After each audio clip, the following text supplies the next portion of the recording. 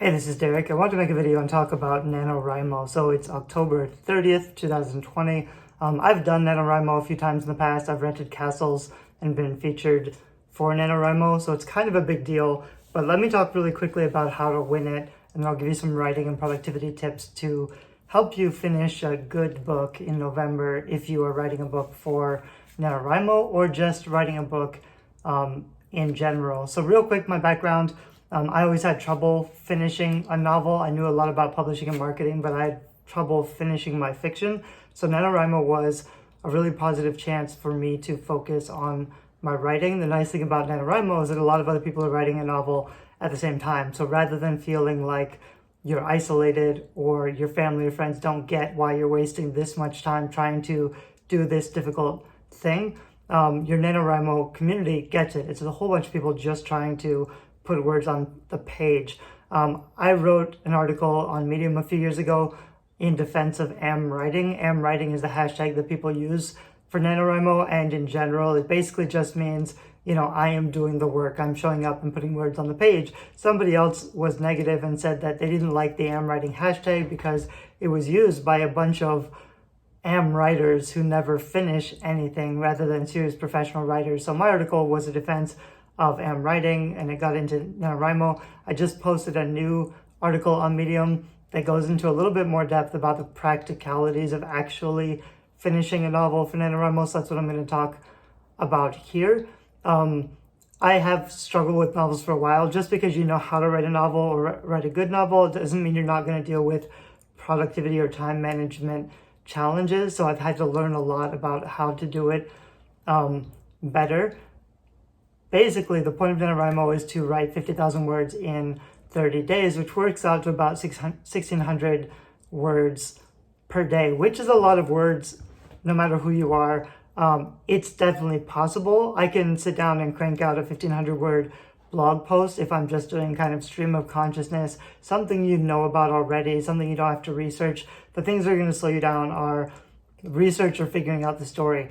So one of the best uses of or best methods of preparing for Nanowrimo is to figure out your plot. You only have another day, but I do have some really detailed plot outlines, whether you download the plot dot, which is shorter, like 9-point plot dot outline from Amazon, or from my website Creativity. I have a free copy.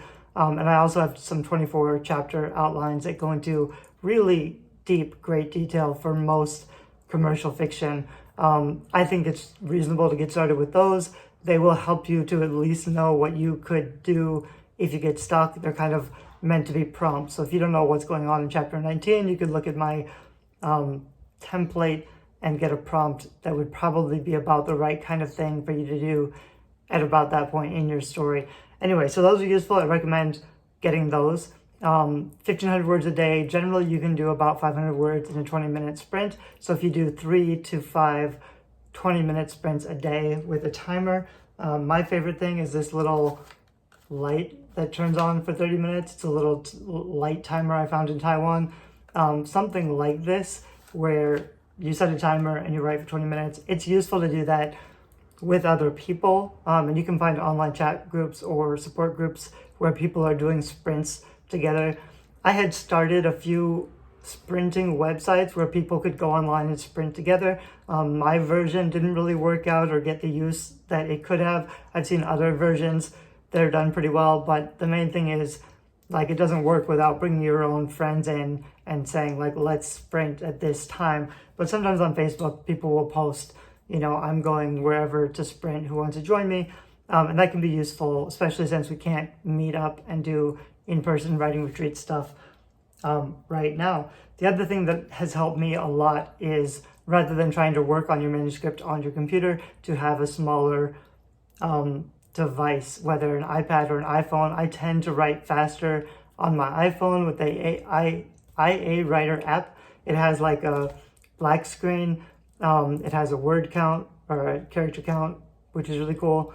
And then it has this feature where when you're typing, it only highlights the sentence you're typing. And when you hit return, it fades it out a little bit, and you're always just centered on the white text.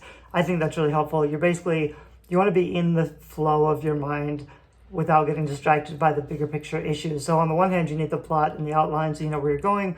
On the other hand, you have to basically kind of know what's going to happen in the scene and then just stumble into it. A lot of the good stuff, a lot of the magic, as I call it in Bookcraft, which is the book I'm working on now, it happens in the flow, even if you know where you're going.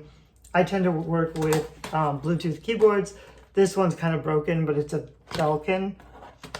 And the reason I love it is because it's super thin and super lightweight, and I can carry it anywhere. I also have a larger Logitech, which I bought.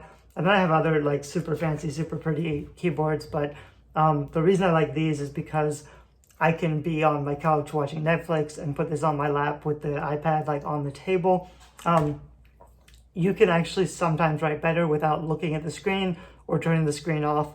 But I found at least, not being like hyper focused on the words and kind of just trying to get into from my brain to my fingers as fast as possible without getting distracted by, because you're gonna like, normally in writing, I have a really fast typing speed, but I also make a lot of mistakes. So I'll go back and fix all those things.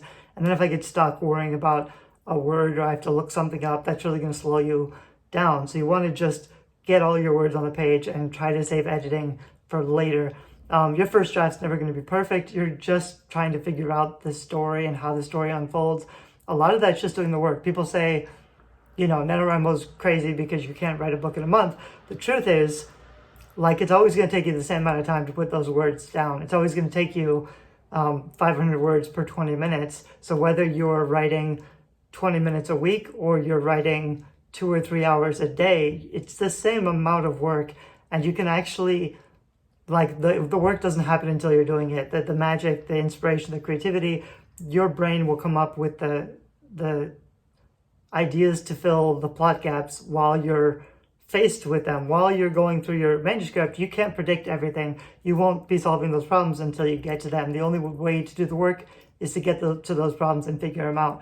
So rather than, doing it slowly over several years, in which case your whole viewpoint and writing style is going to change, or just doing all the work, front loading it, getting it done in a month, you may still need to do a lot of revision. And this is why I strongly recommend my plotting outline and my guides to writing, because what most people do is they'll finish NaNoWrimo, they'll finish 50K and they'll say, great, now I know that I can do it. Now I know it's possible. But those 50K are just not great words. There's too much discovery writing. There's too much, I don't know what happens here, so I'm just going to write some crap to fill my words. You can write a good book in a month. Like most of my successful author friends, they don't do NaNoWrimo because every month is NaNoWrimo. They write a new book every month. And it is possible to write a 50,000 word book in a month. That's good. That's ready to be published. But you need experience and you need knowledge. If you're just trying to figure out, can I do this? NaNoWrimo is fine, but you always want to be practicing with intention. You want to be practicing with a purpose in mind, which means trying to write a good book. And there's a huge argument about what qualifies as good. I go into some of that stuff in Bookcraft, which is the book that I'm working on. This NaNoWrimo, I actually have like 20 open projects on the fiction side, which I hope to get to. But right now I've just been trying to clear my plate with some previous obligations. I have a nonfiction book coming out in less than 2 months. So even though it's NaNoWrimo, that's what I'm going to be working on. It's mostly going to be editing, not writing, but it's going to be 3 or 4 hours a day, every day for the next month or two, just in editing to get this book out on time and make it to the level that I want. I think that's basically all I wanted to say about NaNoWrimo. I will try to find that article, the new article, and link to it below this video so that you can read that on Medium. I also, if you look on my YouTube channel, there's a whole, playlist of NaNoWrimo prep, which is high-level writing stuff, productivity stuff, motivation. There's like the 6 ways to create an unbreakable writing habit. There's a lot of stuff in there. They tend to be a little bit rambly, so my newer courses and books are a little more concise because I have to edit myself, whereas my YouTube videos, I don't, so they can be kind of rambly. But I also will often discover new material or insights while I'm talking in my YouTube videos that I have to go through and figure out and polish up elsewhere.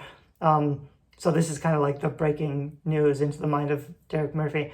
But anyway, I hope this video is useful. If you're doing NaNoWriMo, put a comment below about what your NaNoWriMo project is. I'd love to know more about what you're going to be working on or what you're doing to prepare. Thanks. Bye-bye.